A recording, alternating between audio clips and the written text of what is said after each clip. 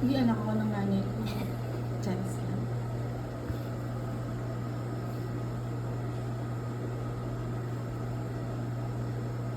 Nga pala, papantayin mo. Para pantay kung saan yung tapak ng isa, yung doon din ang tapak ng isa.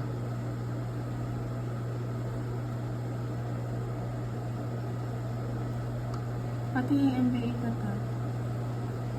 Ano yung NBA cut? Jersey. Binig. Pwede kasi dito yan. Tapos, pwede rin dito.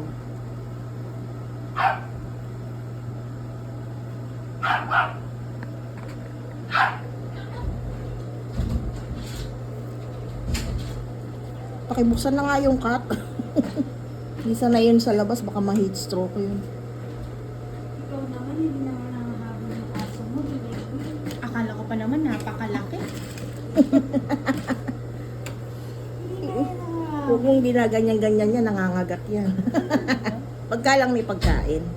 Yan yung anak ko. Hello po. At maigsi itong ano mo, collar mo.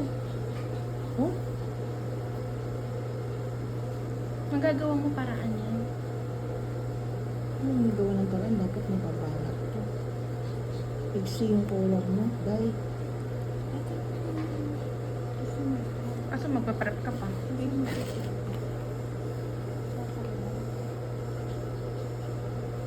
Sige na, try ko muna yan. Ito na nga ah.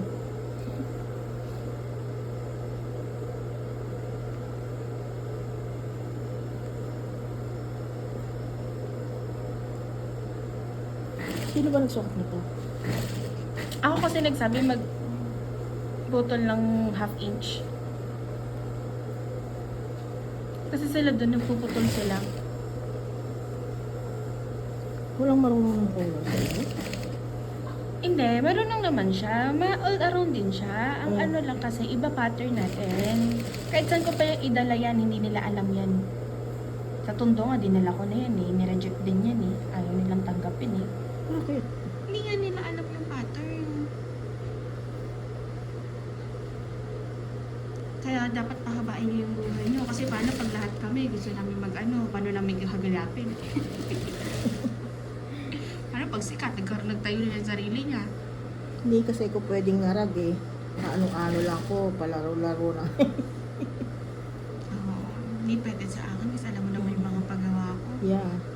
Hindi ako pwedeng ngarag. Pinahihinto na nga niyan ako noon dati eh. Umiyak lang ako eh. Ay, nagagalitan siya kasi nag-stay. Nag-stay din siya. Oo nga, ba't trip ba? Ba't kaya si nanay nga, binabiyayan eh. Sabi si nanay, no? Haba pa talaga siguro buhay niya.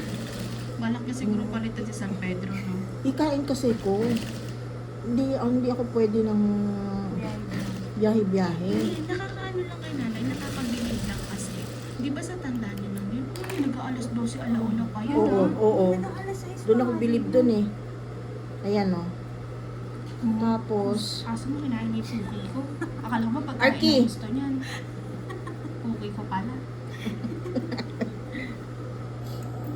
Grabe siya na alauna. Tapos alam mo ba, ang bilis niya pa.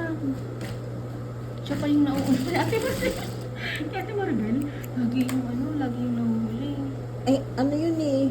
Mabagal siya, no? Hindi siguro abusado sa katawan dati si ate. Kaya ganun okay pa siya. Tsaka, mas maganda siya kay Ate Maribel. Ang init ng ulo kay Ate Maribel. Kasi nga, lagi yung kanya, di ba may pagawa ko? Ay, Kem, hindi talaga kaya yan, Kem. Di bali nang tanggalin ako dito ni Boss, basta hindi ko kaya yan. So, sasabihin ko kay Madam, hindi. Siya kasi yung last, yung dapa siya ba? Alam mo, nakikita ko binabagalan niya talaga. So, sabi ko kay Madam, binabagalan ni Ate Maribel. Black yung pinang ano nyo no. Maybe nga. Navy ba yan? Ay oo. Wala Sige akong na, navy. ikalain mo na yan. Okay lang sa akin yan. Walang problem. Hindi ka iparis na natin. Diba? Kayo na lang may problema talaga. Ako talaga sabi ko okay lang. Okay na lang. Makita niya lang nga paano. Makita lang kung paano. Oo. Okay.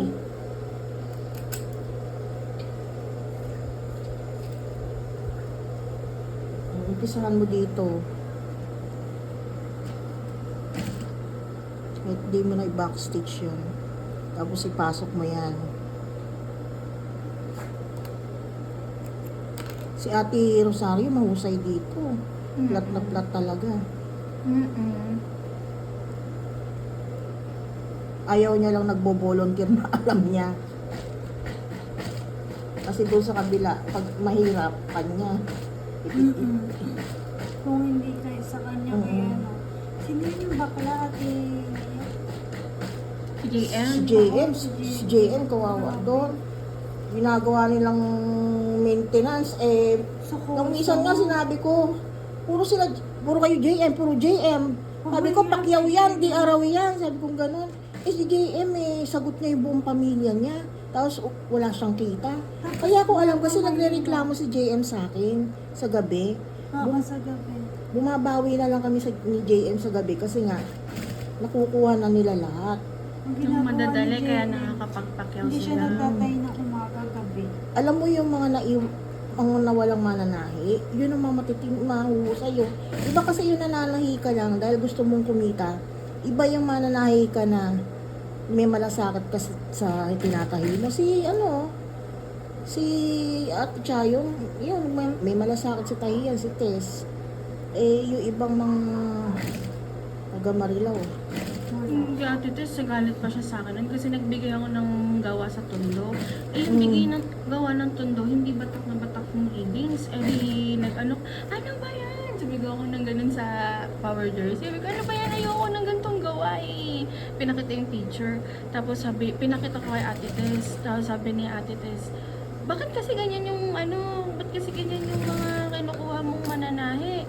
Dapat kung ganyan na pala, nagtyaga ka na lang dito, nag-antay ka na lang sa pila. Galit-galit sa tita. Sabi niya, mawawalan ka ng Kim.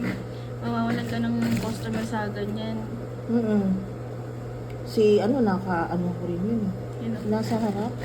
Si ano ba yun? Ate Tess? Ate Hindi. Tess? Si Ate Arlene? Oo, wagas. Ayun talaga. Wagas din yun. Oo. Paano talaga namang ang binik? Ito ang B nandito yung B. Tapos hihiklat pang ganyan. Sabi ko, hindi pwede yan. Tapos sinasabi nila na na repairing niya. Gumunguso daw sa akin. Sa kanyang pa-repair. Sabi ko, ako rin nagdaan ako sa ganyan. Pero, pinag-aralan ko talaga. Pagka ito, ngayon ko lang kasi ulit na gawa, kaya medyo mabagal ako. Pag ito, sanay ka na, saglit lang to. Nagigets mo na ate? Pag dito na lang tayo kay ate, Leia. Sabay ho. Ikaw mag-prep ng mga color. Hindi ko kaya mag-prep. Kaya mo yan. Wala lang kasi, nadala mo ba ate yung mo, pattern mo? Tsaka tutulak. Iba kasi yung sa akin, maliit. Pag itutulak-tulak mo siya ng ganyan, oh. Hindi na marunong nito, Diyos ko. Galing ako sa kurtina Hindi, galing ako sa kurtina at punda. Puro straight sewing lang yon. Sila lang ang matyagang nagturo sa akin, sila mutya. Ayaw-ayaw pa ako, umiiyak pa ako sa loob-loob ko. Ba't kaya ako lahat na mahirap bibigay sa akin? Yung pala, mapapakinabangan ko rin. Alam mo yung angga? Kausap ko ngayon. O yan nandyan yan. Mahusay yun. Kausap ko nga yun. Akala ko ba magbibigay ka ng tahi doon. May usapan na kami nun. Pag di niya kaya, hatiin niya sa akin Kasi nga, wala na isip ko. Mas maganda talaga yung sarili akong mananahi. Ayan. Yan. Ayun, si ate, papasilat natin kay ate. Kaya mo yan, Diyos ko. Kung ako nga,